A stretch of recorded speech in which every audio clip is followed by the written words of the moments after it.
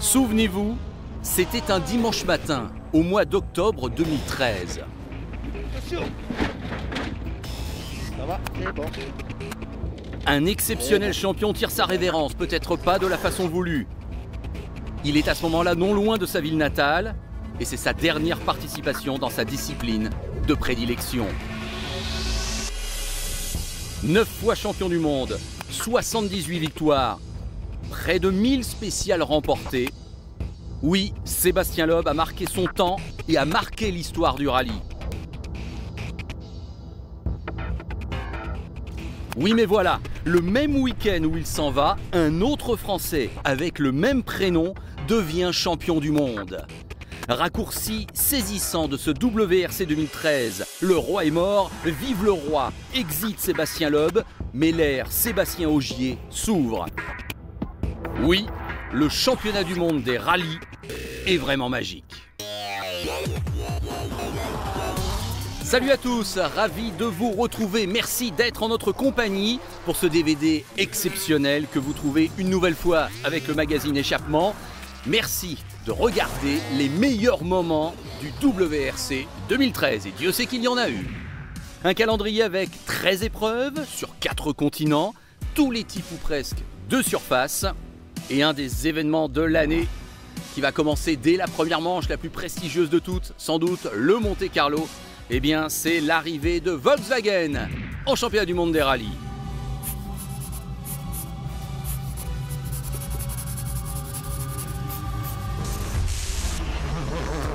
Le géant allemand a préparé pendant toute la saison précédente son arme de guerre, la Polo Air WRC, et a recruté 2 pilotes de pointe, Sébastien Ogier et Jari-Matti Latvala.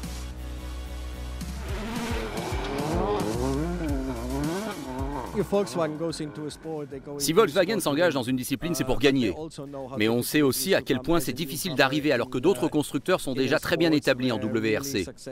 Nous pensons donc qu'il faut prendre le temps de développer l'équipe et la voiture. Pour cette année, l'objectif est de se retrouver en position de signer des podiums, et plutôt en fin de saison qu'en début. Dans ce programme, vous verrez également la tournée d'adieu de Sébastien Loeb. 4 rallyes seulement à son programme en 2013. Pendant ce temps-là, Mikko Hirvonen espère bien sûr que son heure a enfin sonné.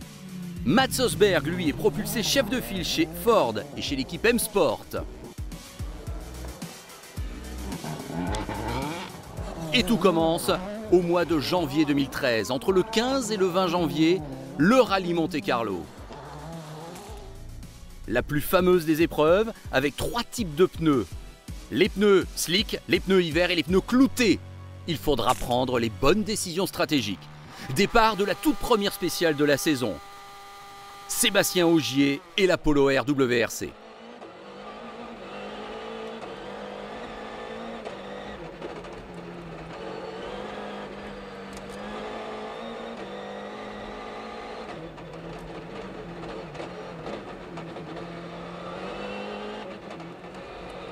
Des performances absolument incroyables pour cette voiture. Le 0 à 100 en 3 secondes 9 seulement. 200 km/h en vitesse de pointe.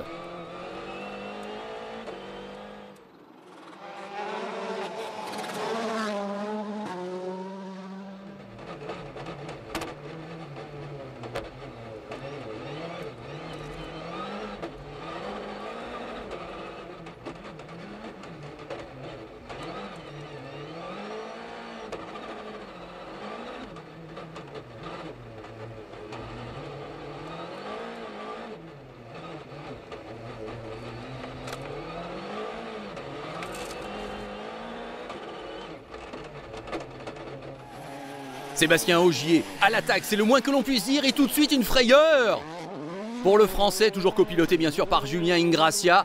On revoit ce virage piégeux, et ça aurait peut-être pu se terminer là d'emblée pour Sébastien Ogier, mais il continue, et très vite on va se rendre compte qu'il est dans les temps de Sébastien Loeb, et qu'il peut peut-être signer un exploit retentissant, pourquoi pas aller gagner la toute première spéciale de ce Monte-Carlo.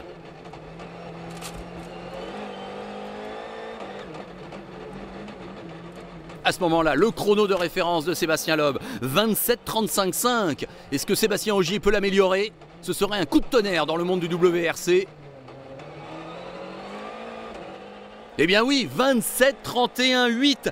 Victoire de Sébastien Ogier dès la première spéciale de ce premier rallye de la saison. Vous êtes le plus rapide pour l'instant. Oui, c'est un bon début.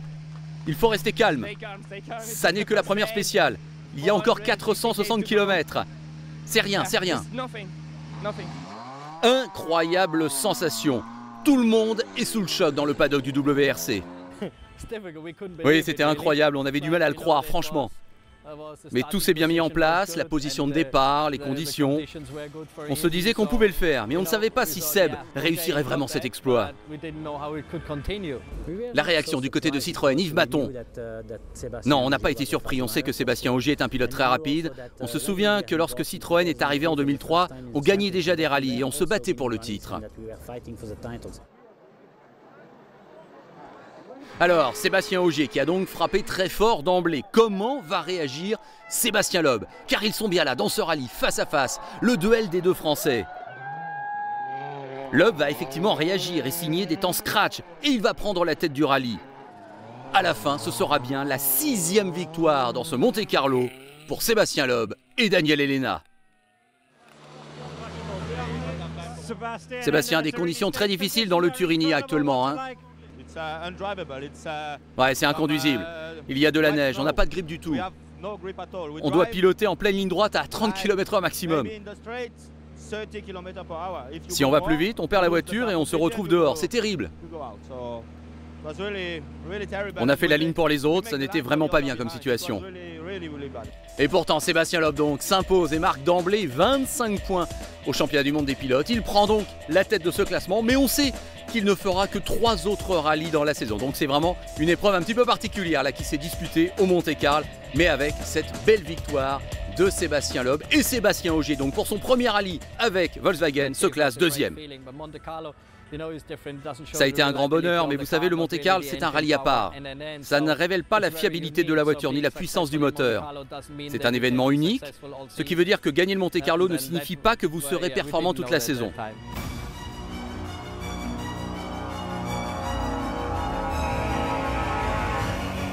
On reste en hiver, direction la Scandinavie, la Suède très précisément pour la 2e manche du championnat, entre le 7 et le 10 février.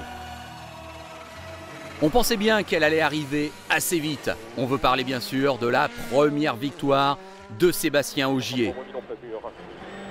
Et là encore, c'est le duel des Sébastiens. Ogier face à Loeb, c'est Ogier qui en sort vainqueur. Sébastien Ogier qui devient aussi le 2e non-scandinave seulement dans l'histoire à gagner en Suède.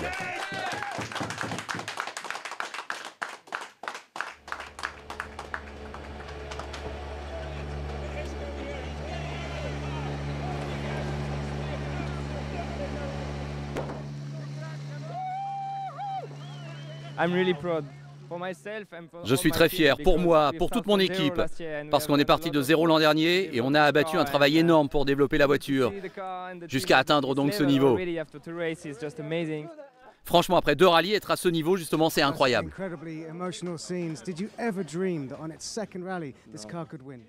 Non, franchement, c'est des moments très émouvants, mais je crois que personne ne rêvait à cela. Je ne sais pas trop quoi dire. La joie de Jost Capito, donc le patron de Volkswagen Motorsport, et Sébastien Ogier qui marque 25 points pour sa victoire au rallye, mais aussi les 3 points supplémentaires pour avoir gagné la Power Stage, ce qui fait donc 28 points d'un coup. Il devient forcément le leader du championnat du monde à ce moment-là. Gros plan maintenant sur Mikko Hirvonen, le pilote de pointe chez Citroën, en l'absence bien sûr de Sébastien Loeb pour le reste de la saison, en attendant le retour du Français prévu en Argentine et en France. Souvenons-nous que Mikko Hirvonen a déjà terminé 4 fois 2e en championnat du monde. C'est peut-être à ce moment-là, se dit-on, son année avec la marque française. Oui, bien sûr, on espérait se battre pour le titre, c'est clair. On se doutait que Volkswagen serait très fort, mais peut-être n'était-il pas tout à fait prêt. Mais ils ont été très forts dès le début, et en plus, ils ont su élever leur niveau de jeu d'emblée. C'était très difficile de lutter contre eux. Il avait gagné 2 fois précédemment en Suède, Mikko Hirvonen, mais dès la première spéciale, ça s'est mal passé pour lui en cette année 2013.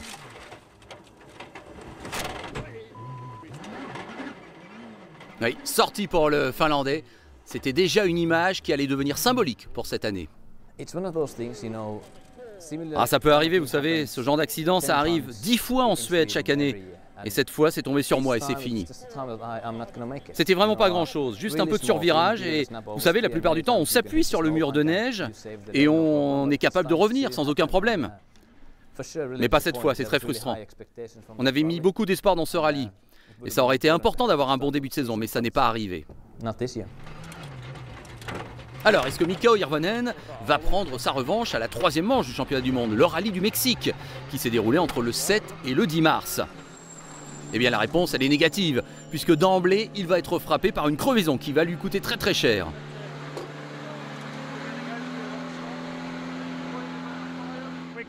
Mikko, on voit ce qui est arrivé, mais comment c'est arrivé? Je n'ai aucune idée. Vous avez fait combien de kilomètres avec cet état-là? 25 kilomètres. Eh oui, dommage cette crevaison pour Mikko Hirvonen qui devra se contenter à l'arrivée de la 2e place devant c'est par qui? Eh bien par Sébastien Ogier. 2e victoire consécutive pour le Français. Oui, on a eu une crevaison au Mexique et même plus tard aussi en Argentine, dans d'autres rallyes. On a eu beaucoup de malchance. Mais comme je l'ai dit, Volkswagen avait su élever son niveau de jeu. Et ils ont eu un niveau de performance incroyable dès le début. On n'a pas été en mesure de leur répondre, c'est aussi simple que ça. J'ai donc attaqué plus que d'habitude pour essayer d'aller les chercher. Et je pense que ça explique pourquoi j'ai commencé à faire des erreurs. Hirvonen donc frappé par la malchance, est-ce à dire que Sébastien Ogier a la voie libre? Eh bien pas tout à fait, regardez cette incroyable image, en pleine spéciale, une barrière face aux Français fermée. Julien Ingrassia évidemment se précipite pour l'ouvrir, mais vous constatez tout comme nous que ça fait pas mal de secondes perdues et comme le dit Sébastien Ogier, peut-être que quelqu'un ne voulait pas que je gagne le rallye du Mexique cette année, mais il a le sourire le Français car, on l'a dit donc, c'est bien lui qui a remporté ce rallye du Mexique. 2e victoire cette année et 2e fois consécutive où il marque le maximum de points, les 25 de la victoire et les 3 points de la Power Stage. Il contrôle donc parfaitement déjà la situation au championnat du monde. Peut-il continuer sur sa lancée? On se retrouve en Europe pour la 4e manche, le Portugal, entre le 11 et le 14 avril. Alors Sébastien Ogier l'a effectivement remporté et il a encore une fois marqué les 28 points. Mais il va y avoir en quelque sorte une belle entre Ogier et Loeb. Et là, ça va se disputer au rallye d'Argentine. La 5e manche, du 1er au 4 mai. Alors, Sébastien Ogier qui gagne 5 victoires de spécial dans les 6 premières. 17 secondes d'avance dans le classement. Et là, l'erreur que personne n'attendait plus. Sébastien Ogier qui part à la faute. Du coup, Sébastien Loeb réagit bien sûr avec 2 victoires de spécial. Et il possède à ce moment-là 40 secondes d'avance. Incontestablement, ce qui est arrivé à Ogier durant la spéciale numéro 7 a été le tournant du rallye. Sébastien Loeb n'en demandait pas tant et c'est lui qui va s'imposer en Argentine. Des chiffres incroyables, 8e victoire de Loeb en Argentine et 78e victoire dans sa carrière. À ce moment-là, on ne le sait pas encore, mais ce sera bien sa dernière. Beaucoup d'émotions de gagner ici, ça a été un rallye très dur. Les spéciales étaient compliquées, mais il y a eu beaucoup de public, avec une atmosphère incroyable. C'était bien de sentir comme ça le soutien du public et je suis vraiment content de cette victoire. Sébastien Loeb donc, vainqueur en Argentine. On ne le reverra qu'au rallye de France-Alsace plus tard, en fin de saison. 6e manche, le rallye de Grèce, qu'on appelle encore le rallye de l'Acropole, tant mieux, entre le 31 mai et le 2 juin. Et d'emblée pratiquement, on pense que Mikko Hirvonen va profiter d'une situation qu'on lui apprend par radio. Oui, je me souviens, j'ai eu un message comme quoi Ogier avait un souci et qu'il était au ralenti. Alors je me suis dit, ok, cette fois on a une chance de marquer pas mal de points. Et c'est alors que j'ai eu un souci de direction. Il n'y a plus de connexion entre le volant et la colonne de direction. Il y a quelque chose qui flotte au niveau de la direction. Et donc, je n'ai pas marqué de points. Ça ressemblait de plus en plus à une saison où la malchance allait frapper à chaque fois au mauvais moment. Hirvonen donc, out pour la victoire. Ogier est reparti, mais il ne se bat plus pour la victoire, il terminera quand même deuxième. Eh bien, c'est l'autre homme de chez Volkswagen, dont on n'a pas beaucoup parlé depuis le début de la saison, mais il est toujours là, Jari-Matti Latvala, qui renoue avec la victoire. Et c'est encore une victoire pour Volkswagen. Citroën n'a pas su profiter des problèmes d'Ogier.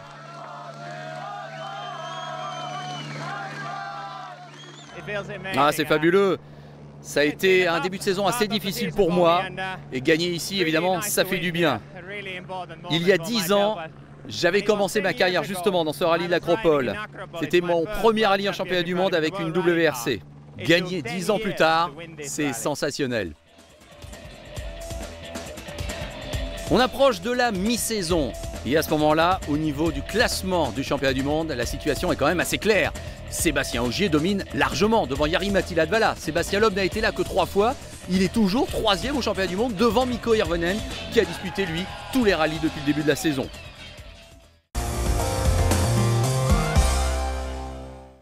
Avant de voir la suite de la saison, arrêtons-nous si vous le voulez bien chez M-Sport, la structure anglaise qui engage des Ford. 1 an après l'annonce par le constructeur américain de son retrait officiel de WRC. Malcolm Wilson, le patron de M-Sport, a pourtant gardé la foi. Oui, je crois qu'on a dû faire face à un changement plus important que pour les autres. Évidemment, quand Ford a décidé il y a 12 mois de se retirer du WRC, cela nous a laissé dans une position très difficile. Pour moi et mon équipe, le but était vraiment de rester dans le championnat du monde et avec un grand niveau de performance. Fort heureusement, le Qatar est arrivé et nous avons signé Mats Osberg et Evgeny Novikov. Et j'ai abordé avec Nasser Al-Attiyah la possibilité d'incorporer Thierry Neuville dans l'équipe également. Nous nous sommes retrouvés avec 3 jeunes pilotes très doués. On est passé d'un coup d'une situation où nous n'avions plus rien à une situation très prometteuse avec une équipe de pilotes superbe. On s'en sortait pas mal.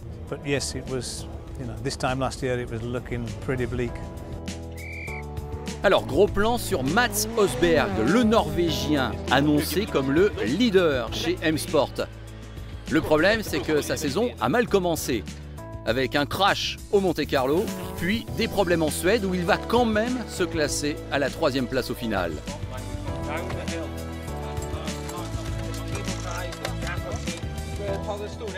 Troisième rendez-vous donc, le rallye du Mexique. Et là encore, ça ne va pas se passer comme prévu pour Mats Osberg.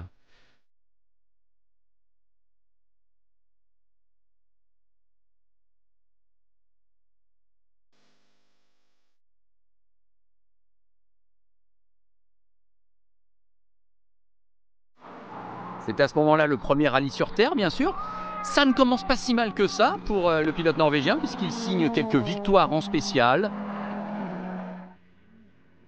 Et il est en lutte avec Sébastien Ogier pour le positionnement. Et c'est à ce moment-là que les problèmes commencent. Mats, il y a un problème? Qu'est-ce qui se passe?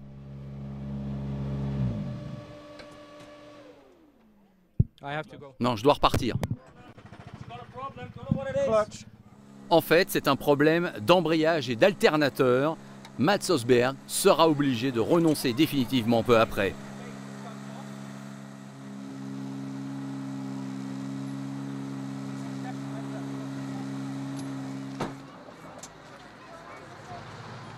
Oui, un début de saison plus que frustrant pour Mats Osberg.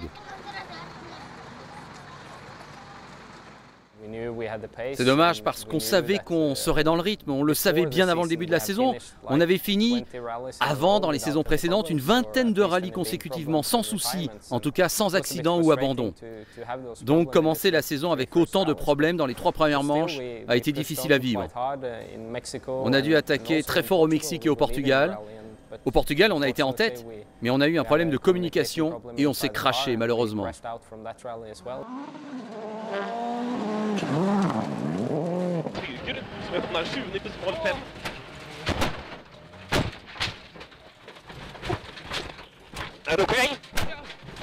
Voilà, terrible accident pour Mats Osberg.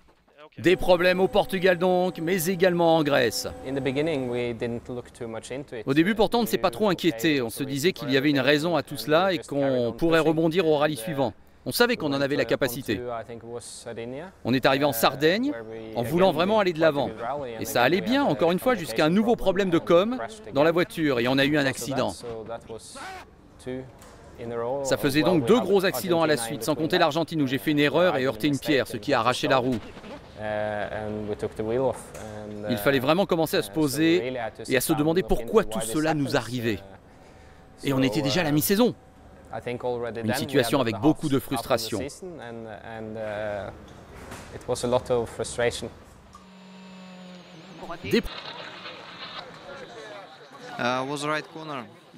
C'était un virage à droite qui se resserrait. Et dans mes notes, c'était à fond. Donc j'ai essayé d'y aller à fond, mais c'était glissant et j'ai heurté un mur de pierre et on est parti en tonneau. On a abîmé la roue arrière, il y avait beaucoup de dégâts.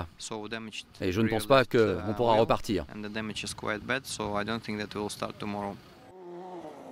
Alors, ça n'est pas tout en ce qui concerne Evgeny Novikov, dont le péché mignon est souvent, quand même, il faut bien le dire, de partir à la faute, et en plus de manière spectaculaire.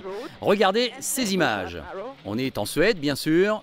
Evgeny Novikov, qui est copiloté par Ilka Minor, l'Autrichienne, là aussi, il se retrouve sur le toit. C'est sans doute un des pilotes les plus doués naturellement, une vitesse incroyable, une grande virtuosité. Ils ont coûté très cher. Je crois qu'il y a eu 8 accidents dans les 10 ou 11 premiers rallyes. Donc pas de doute, la vitesse et le talent sont là. Je pense que c'est juste une question de travail global pour vraiment faire ressortir en lui la capacité d'être un pilote complet. Après Rosberg, après Novikov, gros plan maintenant sur Thierry Neuville, le pilote belge, peut-être le moins célèbre des 3 pilotes de M-Sport. Avec par exemple, une image absolument incroyable, une vache qui s'est présentée à lui en Sardaigne. Mais il commence à trouver ses marques dans ce championnat du monde des rallyes et il commence à se montrer à la différence de ses 2 coéquipiers. Et en Sardaigne, justement, Thierry Neuville se classe 2e. La réaction de Latvala à chaud, c'était 8 km après le départ. Et soudain, j'ai senti que le pneu était à plat au freinage. C'était un peu étrange comme sensation. Au début, j'ai cru que c'était à droite et qu'il y avait eu un rocher que j'avais tapé. Mais en fait, tout allait bien à droite. Et c'était à gauche. Latvala qui va quand même être en mesure de remonter à la 3e place finale de ce rallye d'Italie-Sardaigne.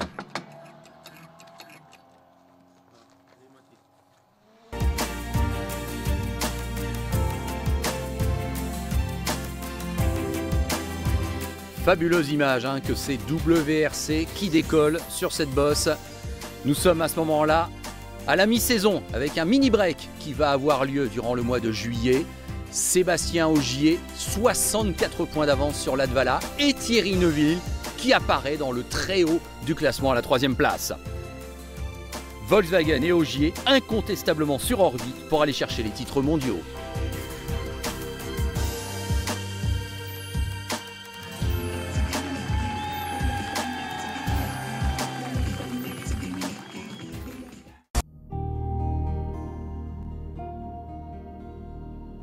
Le mois d'août, fin de la pause estivale et retour de vacances pour tout le monde. Avec du lourd, du très lourd, le rallye de Finlande, la 8e manche de la saison.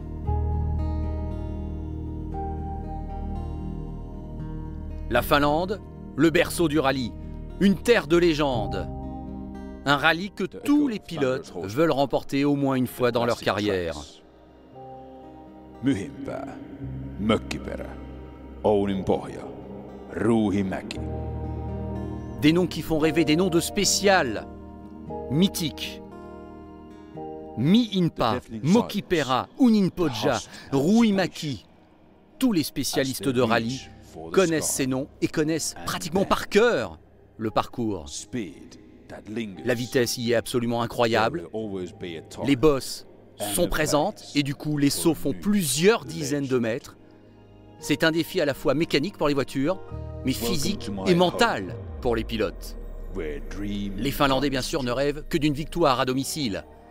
Et les non-scandinaves espèrent bien leur barrer la route. Quand vous êtes en confiance dans ce rallye de Finlande et que la voiture répond comme il faut, alors ça devient jouissif. Car vous inscrivez la voiture dans le virage exactement comme vous voulez. Et elle fait tout ce que vous voulez qu'elle fasse. Vous pouvez alors la pousser dans ses limites. Et cela se joue entre les arbres, avec des sauts au milieu de la route.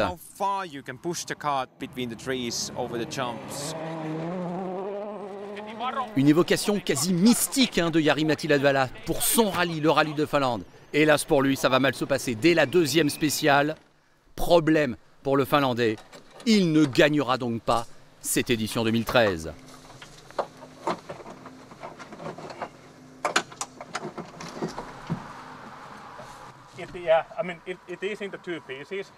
Ils ont bien essayé de réparer. Peine perdue.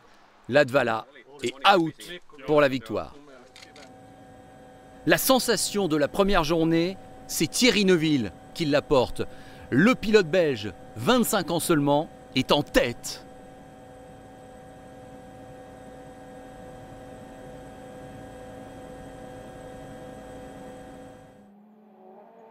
Neuville qui rit et Novikov qui pleure. En tout cas, il nous offre une nouvelle fois un épisode assez cocasse dans ce championnat du monde 2013.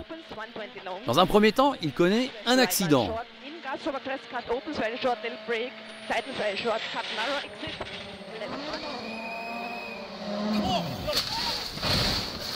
Voilà, terrible crash pour le pilote russe qui, comme d'habitude, n'a pas fait les choses à moitié. Après le saut sortie de piste à très haute vitesse, tout l'avant de la Ford Fiesta est plié. Malgré tout, Novikov repart. Et c'est là que donc le scandale arrive. Puisque arrive derrière lui Chris Mick, pilote Citroën pour ce rallye. Nous sommes avec Novikov, on ne voit rien, mais Novikov reste au milieu de la route. Et Chris Mick derrière n'arrive pas à passer.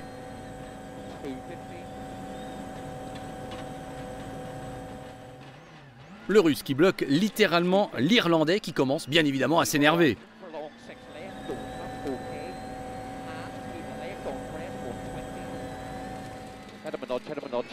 Et comme le rythme de Chris Mick n'est pas celui qu'il devrait être, eh bien les conséquences sont immédiates. Il plonge d'un coup à la 7e place au classement général.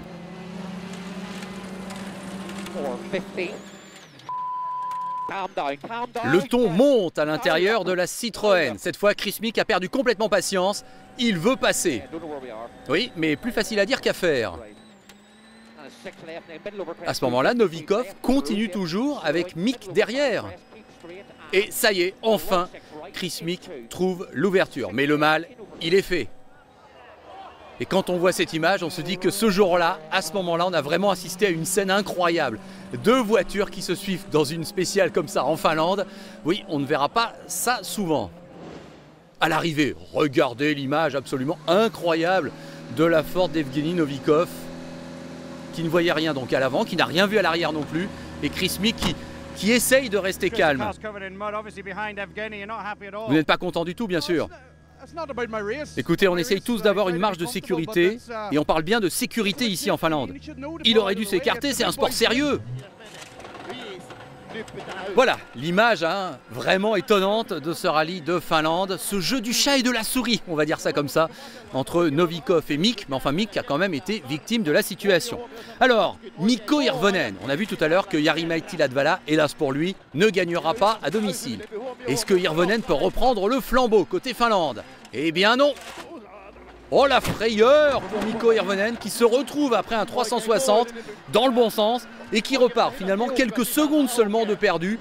Mais quelle incroyable malchance là encore pour Mikko Hirvonen. En tout cas, cette frayeur, il n'y a pas d'autre mot, dont le Finlandais se serait bien passé. Qu'est-ce qui s'est passé, Mikko? On a fait un énorme tête à queue. Je pensais qu'on allait partir en tonneau. Mais en fait, ça a été seulement un tête à queue. C'était après un virage en 5e. On a touché à l'avant, on est parti en 360. C'est un miracle qu'on s'en soit sorti comme ça. On retrouve maintenant la spéciale mythique d'Unin Podja avec Sébastien Ogier qui profite, bien sûr, des malheurs finlandais.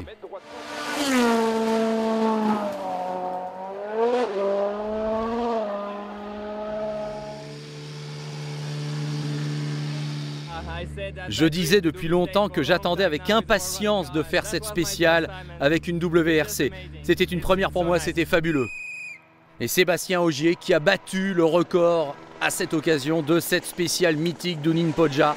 Et c'est donc lui qui s'impose dans ce rallye de Finlande. C'est la 4e victoire seulement dans l'histoire d'un non-scandinave en Finlande.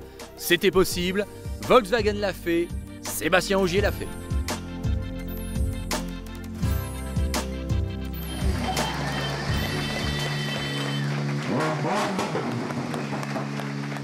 La Finlande, c'est le rallye que tout le monde veut gagner. Si on faisait un sondage avant le début de la saison, la Finlande arriverait en tête, c'est sûr. Et si les voitures pouvaient parler, elles diraient la même chose.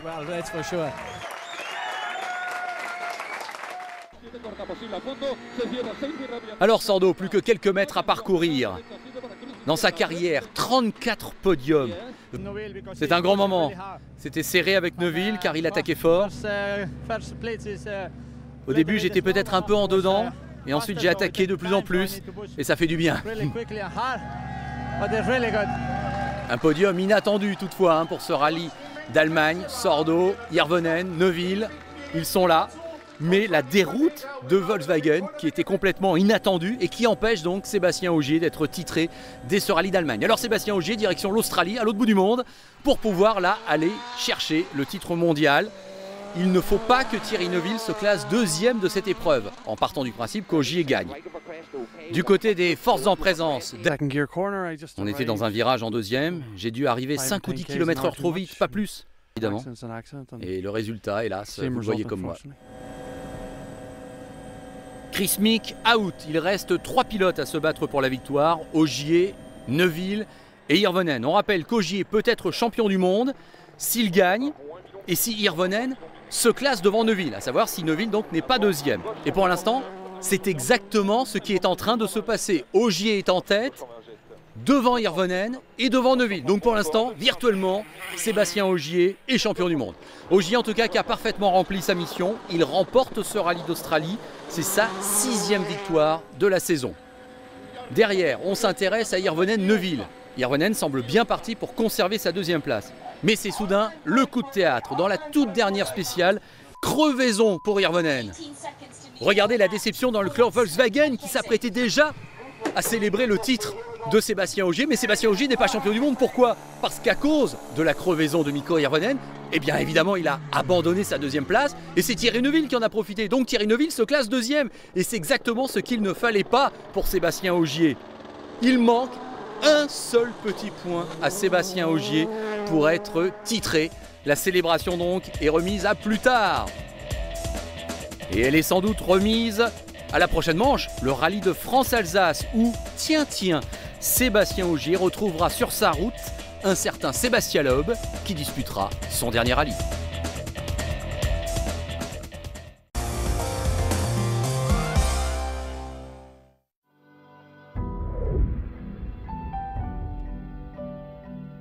Toutes les routes convergent alors vers l'Alsace, théâtre du rallye de France, 11e manche du championnat du monde des rallyes, disputé entre le 3 et le 6 octobre 2013. Un rallye qui restera à tout jamais gravé dans beaucoup de mémoires.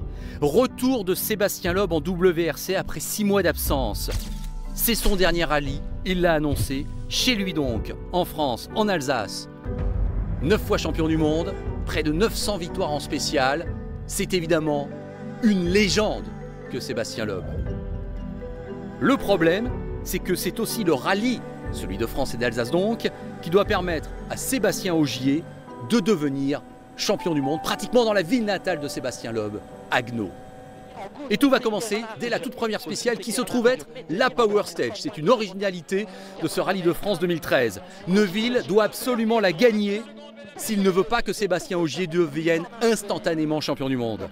Or, Thierry Neuville ne remporte pas la Power Stage. Cette fois, c'est fait avant même que Sébastien Ogier ne s'élance. Il est sacré champion du monde et il est tout de suite félicité par Sébastien Loeb. Malgré tout, Sébastien Loeb va continuer le rallye et il fait le boulot. Il est 4e avant la 3e journée. Il est à 5 secondes seulement de Latvala qui est à ce moment-là en tête du rallye. Oui, mais dans la matinée du dimanche, la dernière journée, tout ne va pas se passer comme prévu. Et voici donc les derniers mètres officiels de Sébastien Loeb en WRC.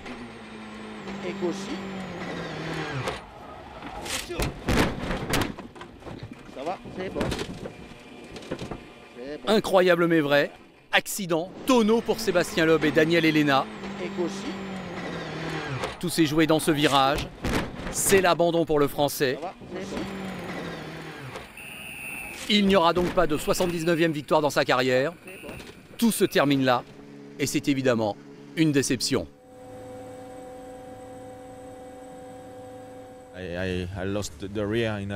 J'ai perdu l'arrière dans un virage rapide à droite. On est parti en tête à queue et on a fini dans le fossé. C'est la course. Je suis plus désolé pour les spectateurs et pour l'équipe que pour moi. Il y avait beaucoup de monde qui m'attendait dans les spéciales à venir et je ne suis plus là. Bien sûr, j'aurais préféré être sur le podium, mais c'est la vie. Sébastien Loeb, out. Sébastien Ogier, plus in que jamais. Il avait démarré doucement son rallye de France, après son titre célébré dès le jeudi soir. Il avait peut-être fait un petit peu la fête, mais on le comprend. Il avait fallu qu'il se chauffe et c'est lui qui finalement met tout le monde d'accord et qui remporte sa 7e victoire de la saison. Évidemment, il n'y avait pas de plus belle manière pour lui que de fêter son titre de champion du monde. Je suis vraiment heureux de ce qu'on est en train de faire. Je répète que l'an dernier, nous sommes partis d'une feuille blanche.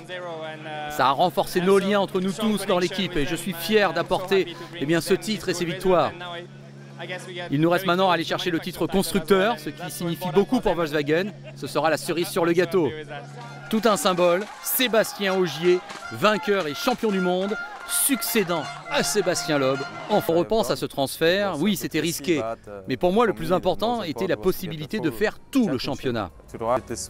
J'ai donc fait ce choix et très vite j'ai senti qu'on allait bien progresser.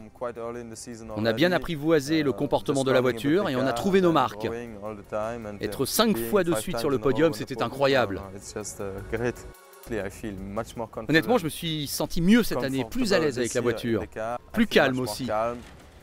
L'an dernier, le problème ne venait pas de ma vitesse, mais de tous les paramètres que j'avais du mal à gérer. Tout m'arrivait trop vite à la figure. Littéralement, j'avais envie que tout aille moins vite. Alors qu'après cette année, je vous dirais que je réclame plus de puissance et plus de vitesse.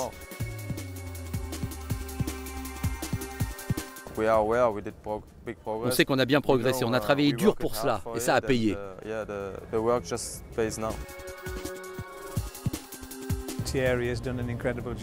Thierry a fait un boulot incroyable. Depuis que je suis dans ce métier, je n'ai jamais vu un pilote progresser autant en une saison. Meilleur des départs, mais à partir de l'Argentine, il n'était plus le même qu'avant. Alors la nouvelle de ces dernières semaines, vous la connaissez tout comme moi, Thierry Neuville quitte l'équipe M-Sport pour 2014 et intègre pour un contrat à longue durée l'équipe Hyundai qui arrive officiellement en WRC. Donc là aussi encore un changement important pour Thierry Neuville. Je pense que si j'ai commencé à faire du rallye, c'est parce que j'aime ça et que je voulais devenir pilote professionnel. Depuis 2 ans, j'ai vraiment atteint ces 2 objectifs. Mais maintenant, je voudrais avoir le soutien d'un constructeur officiel. Et je voudrais être le meilleur. L'an prochain, oui, je veux me battre pour les victoires et pour le championnat. Ce sera peut-être quand même une année de transition en 2014 pour Thierry Neuville et pour Hyundai. Difficile d'imaginer que le constructeur asiatique va arriver, va faire comme Volkswagen, à savoir tout gagner. Mais bon, attention évidemment à ce visage qu'on n'oubliera pas dans les prochaines années. Thierry Neuville, sans doute le prochain grand adversaire de Sébastien Ogier. Un Sébastien Ogier que l'on retrouve en Espagne, l'avant-dernière manche de l'année, entre le 24 et le 27 octobre, avec un seul grand enjeu dans ce rallye, le titre constructeur, promis donc à Volkswagen. Encore faut-il aller le chercher. Et ça commence mal pour Ogier, qui subit une crevaison et qui passe d'un coup de la place de leader au classement provisoire à la 6e place au général. Et pourtant, sachez-le, c'est bien lui qui au final va remporter ce rallye d'Espagne. C'est dire le niveau du français et c'est confirmer bien sûr que Volkswagen est officiellement champion du monde des constructeurs. Jamais un constructeur n'avait produit une telle arrivée en 40 ans de WRC et ça semblait franchement impossible. Il y a des constructeurs et des équipes ici qui ont plusieurs années d'expérience, qui ont eu des titres. Mais on est arrivé avec une nouvelle voiture, une nouvelle équipe, un pilote qui avait passé 1 an de développement. Et quand on voit ce que ça a donné, c'est juste incroyable. Personne ne s'y attendait à ce point.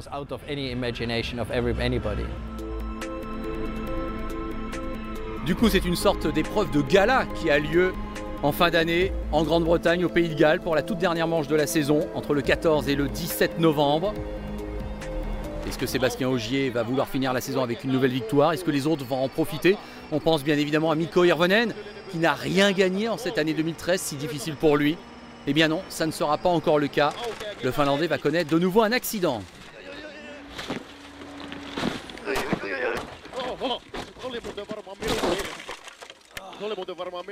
Mikko Hirvonen et son copilote complètement recouverts de boue après ces tonneaux.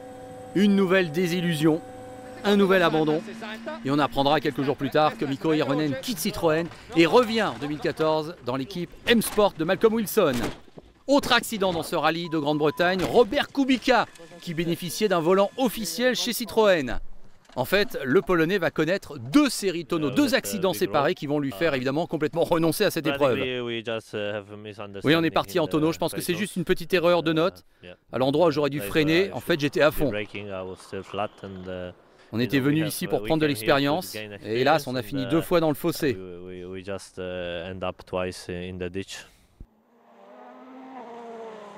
On verra quel est l'avenir de Robert Kubica.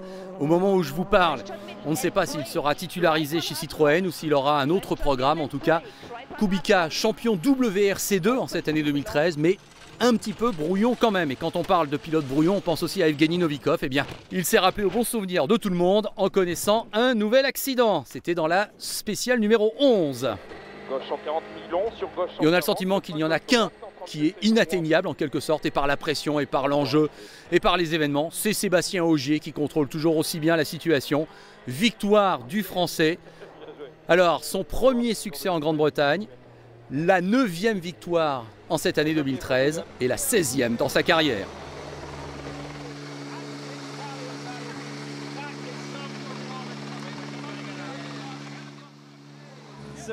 Sébastien, une saison comme celle-ci ne pouvait pas être meilleure, non? Ah, ce rallye n'a pas été dans le passé celui qui m'a le plus souri, mais on a réussi à s'en sortir et à gagner à l'issue d'une belle bataille avec mon coéquipier Latvala, qui lui adore ce terrain. C'est une nouvelle satisfaction pour nous. Je suis vraiment content. La saison, oui, elle a été parfaite. Classement final du championnat du monde. Sébastien Ogier, 290 points, 114 points de plus que son plus proche rival.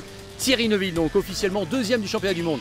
Sébastien Loeb, avec 4 rallyes seulement disputés et un abandon, termine tout de même 8e avec 68 points.